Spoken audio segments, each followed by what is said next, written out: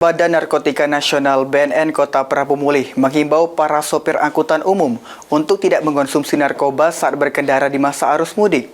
Selain membahayakan diri sendiri juga dapat membahayakan penumpang dan pengguna jalan lainnya.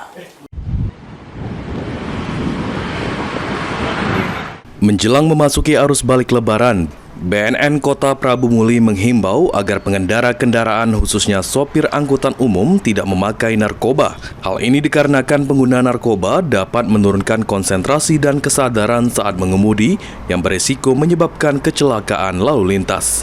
Selain membahayakan diri sendiri, tindakan tersebut juga dapat membahayakan penumpang dan pengguna jalan lainnya. BNN Kota Prabu Mulih juga menegaskan akan terus melakukan pengawasan dan tes urin secara berkala bagi sopir angkutan umum demi menjamin keselamatan selama arus balik Lebaran.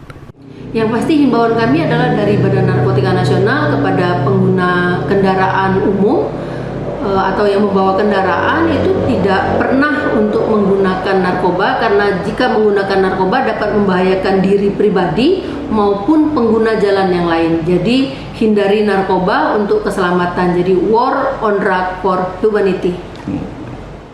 BNN mengharapkan seluruh sopir dapat mematuhi himbauan ini demi terciptanya keamanan dan keselamatan bersama di jalan raya. Anggi Perkasa, POL TV.